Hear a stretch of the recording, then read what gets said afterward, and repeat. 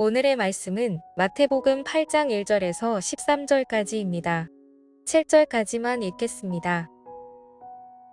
예수께서 산에서 내려오시니 수많은 무리가 따르니라.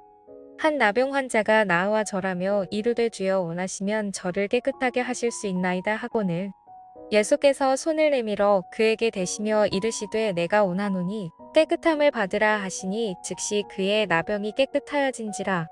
예수께서 이르시되 삼가 아무에게도 이르지 말고 다만 가서 제사장에게 내 몸을 보이고 모세가 명한 예물을 드려 그들에게 입증하라 하시니라. 예수께서 가버나움에 들어가시니 한 백부장이 나와 간구하여 이르되 주여 내 하인이 중풍병으로 집에 누워 몹시 괴로워하나이다. 이르시되 내가 가서 고쳐주리라. 여러분, 예수님께서는 마태복음 5장부터 7장까지 산 위에서 하나님의 말씀을 선포하셨습니다. 그리고 오늘 본문에서는 드디어 예수님께서 산 위에서 내려오시고 그 즉시 놀라운 일을 행하시는데요. 여러분, 그 일이 무엇입니까? 2절 말씀을 보니까 한 나병 환자가 예수님 앞에 나왔다라는 거예요. 여러분, 이 나병이라는 것은 무엇이냐면 피부병 같은 거예요. 불치병이고 또한 전염병인 거죠. 그래서 이 나병 환자는 당시에 굉장히 사람들이 부정하다라고 그렇게 여겼습니다. 그러니까 어떤 사람이 나병에 걸렸다 하면 그 사람은 격리를 당해요. 그리고 사람들과의 접촉을 완전히 차단을 하는 거예요. 여러분, 그래서 이 나병 환자가 길을 걸어갈 때에는 반드시 부정하다 소리를 치며 그 길을 걸어야만 했습니다. 왜냐하면 나병 환자와의 접촉을 피하기 위해서 부정한 내가 지나가니까 피하십시오 이렇게 알려주기 위해서 그러한 소리를 내며 그렇게 걸어갔다라는 거예요. 여러분, 그만큼 이 나병 환자는 당연히 육체적으로 고통받았고 또 이러한 외로움 때문에 마음이 많이 상한 자들이었습니다. 그런데 오늘 이 나병 환자가 어떻게 했습니까? 예수님께 나아왔다라는 거예요.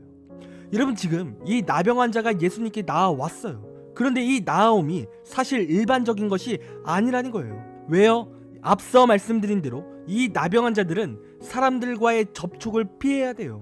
그리고 이러한 접촉에 대한 법을 어기고 이 나병 환자가 사람과 의도적으로 접촉을 했다. 여러분, 이 뜻은 어떤 뜻이냐면 이 나병 환자는 죽을 수도 있다라는 뜻인 거예요.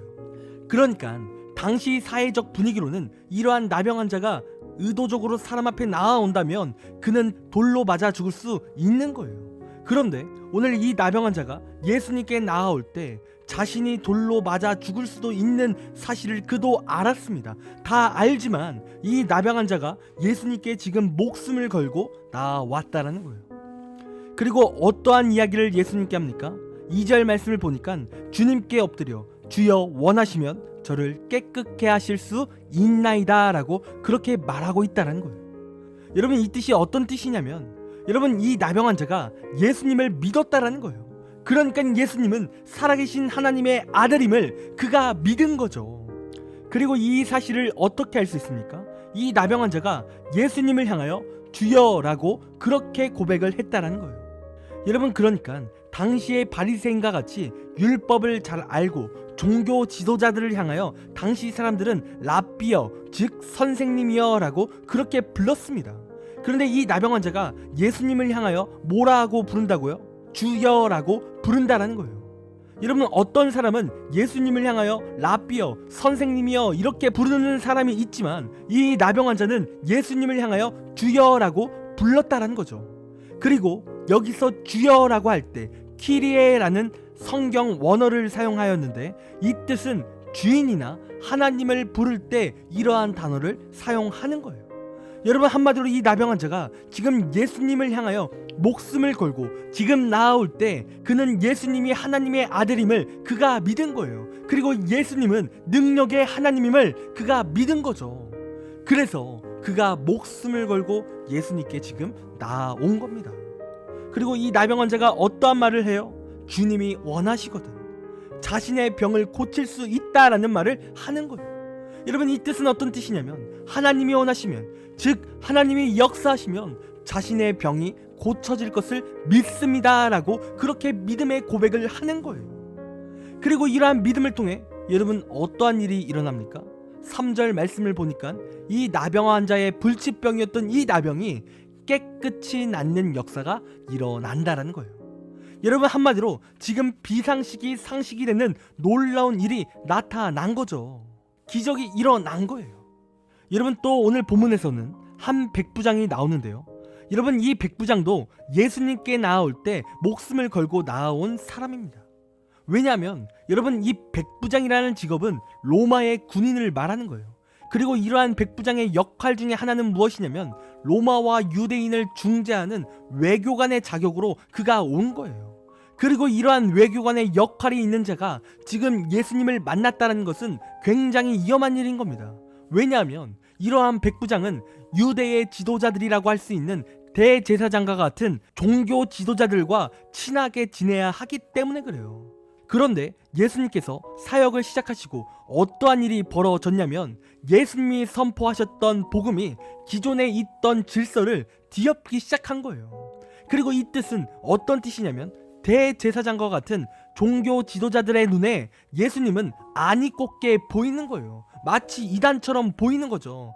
그들이 갖고 있던 기존의 복음의 틀을 완전히 깨어버리니까 그들은 예수님을 곱게 볼 수 없는 거죠. 그런데 지금 그러한 외교관의 역할을 할 자가 예수님 앞에 나와 간구했다라는 거예요. 그리고 그러한 예수님을 지금 주여라고 그렇게 부르고 있다라는 거죠. 여러분, 한마디로 그도 어쩌면 지금 목숨을 걸고 예수님께 나아온 거예요. 여러분, 아니면 자신의 모든 지위와 권력이 사라질 위기가 있었지만 모든 것을 다 걸고 지금 예수님께 나왔다라는 거죠. 그리고 자신의 하인을 고쳐달라고 그렇게 고백을 하는 거예요. 그리고 이 백부장이 어떠한 고백을 합니까? 예수님께서 말씀만 하시면 자신의 하인이 고쳐질 것이다 라고 믿음의 고백을 한다라는 거예요. 그러니까 주님이 역사만 하신다면 그를 실제로 만지지 않아도 주님이 말씀만으로 그 하인이 고쳐질 것을 그가 믿었다라는 거죠. 그리고 이러한 믿음에 어떠한 일이 나타났습니까?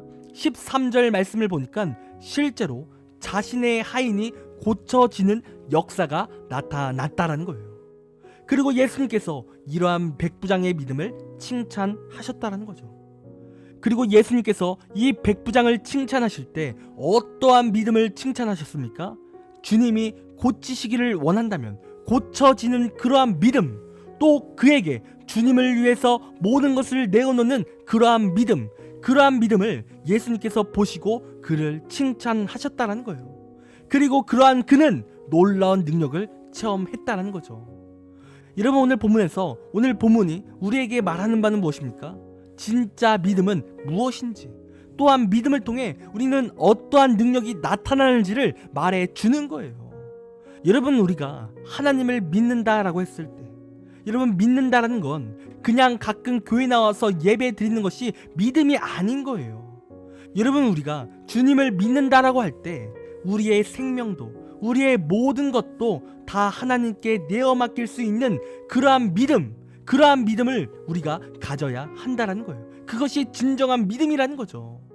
그리고 주님께서 역사만 하신다면 모든 것이 가능할 것을 믿는 거예요. 그리고 그렇게 믿을 때 우리의 신앙 가운데 놀라운 역사가 나타난다라는 거죠. 여러분, 이 시간 우리는 지금 어떠한 믿음을 가지셨습니까? 여러분, 이 시간 우리가 진정한 믿음을 갖길 원합니다. 우리가 주님을 그렇게 진정으로 믿을 때 그냥 내 삶의 한 부분만 내어 맡겨 믿는 것이 아니라 내 삶의 모든 것을 드리고 또 내 목숨도 내어 맡기는 그러한 믿음을 우리가 겸비하길 간절히 원해요. 딱 주일만 예배드리는 믿음, 딱 내가 할 수 있는 믿음은 여기까지 이렇게 선을 긋는 믿음이 아니라 주님이 말씀하시면 내 목숨도 내어놓을 수 있는 믿음을 가져야 되는 거예요.